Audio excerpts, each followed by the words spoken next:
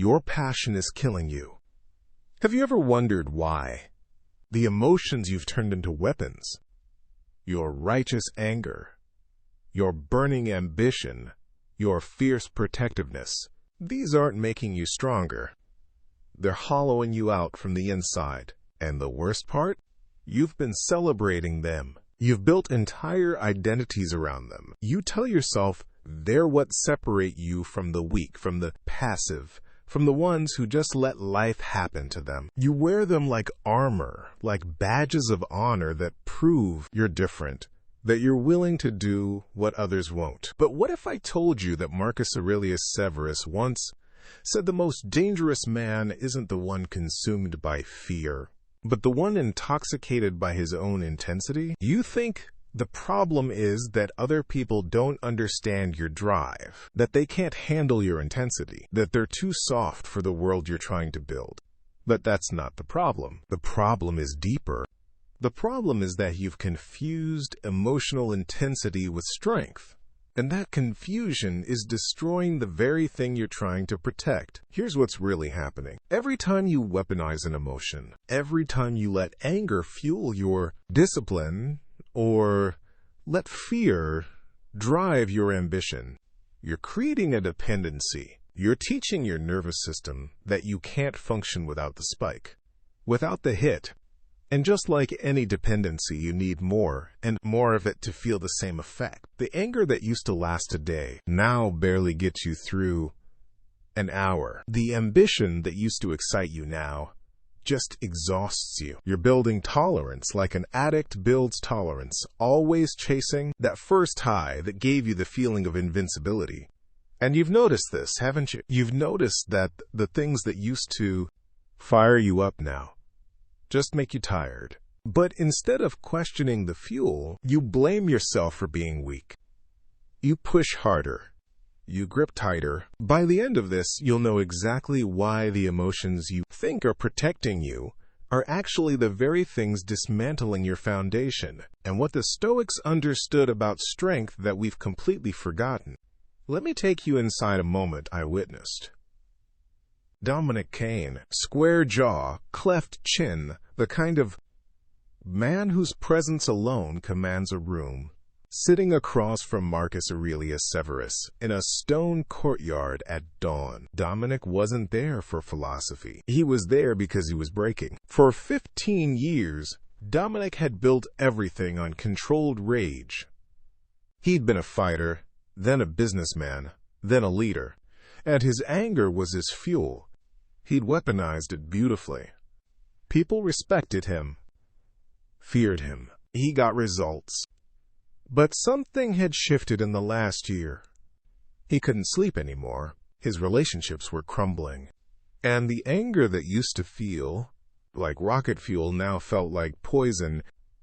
Marcus sat there, those silver gray eyes looking through him, not at him, and asked a single question. When was the last time you felt strong without feeling angry? Dominic couldn't answer. He sat there for what felt like minutes, because the truth was, he couldn't remember. The anger and the strength had become the same thing in his mind.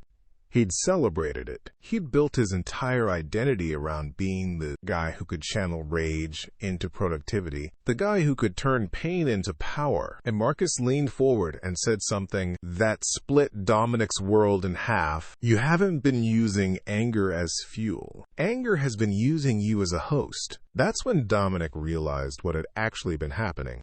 Every time he felt weak, uncertain, afraid, he'd reach for anger. It was reliable. It made him feel powerful again. But what he didn't see was the cost. The anger wasn't just fuel. It was a loan. And the interest was compounding. Every time he used it, he became less capable of accessing strength without it. He'd traded his natural resilience for an emotional stimulant. And now he was dependent. Marcus explained it like this. When you weaponize an emotion, you create a neural pathway, a shortcut. Feel uncertain? Get angry. Feel afraid? Get ambitious. Feel hurt? Get cold. And your brain loves shortcuts. It will choose them every single time. But here's what happens. Every time you take the shortcut, the original path, the one where you face uncertainty without anger, where you pursue goals without fear-driven ambition, where you process hurt without going cold, that path gets overgrown. It becomes harder to find, until eventually you forget it exists.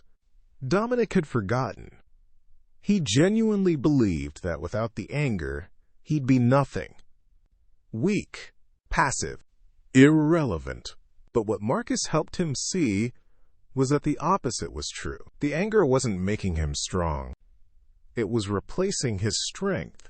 It was doing the heavy lifting, so his actual resilience never had to develop. He'd outsourced his power to an emotion, and now that emotion owned him. It was making decisions for him, controlling when he showed up and how he showed up, dictating the terms of his entire existence. This is what's happening to you, the emotions you've celebrated, the intensity you've built your identity around. They're not strengths. They're replacements, substitutes for the real thing, and the more you use them, the weaker the real foundation becomes. Seneca saw this 2,000 years ago. He wrote that the man who fights from anger may win battles, but he'll lose the war, because anger makes you predictable. It makes you controllable. Anyone who knows your trigger owns you, and that's the hidden threat you haven't seen yet. You think your emotions make you dangerous, but they make you fragile, because the person who needs anger to be strong falls apart the moment the anger fades.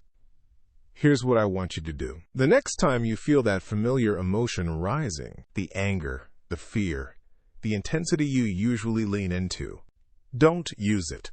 Don't weaponize it. Just let it be there. Feel it without writing it, and then act anyway. Not from the emotion, just from the decision. You'll feel weaker at first. You'll feel exposed. That's how you know it's working. You're rebuilding the original path, the one that doesn't need the stimulant, the one that's been waiting there all along beneath the overgrowth. One decision, one moment where you prove to yourself that you're still capable without the intensity you've been hiding behind. You don't see it yet, but this is only the beginning.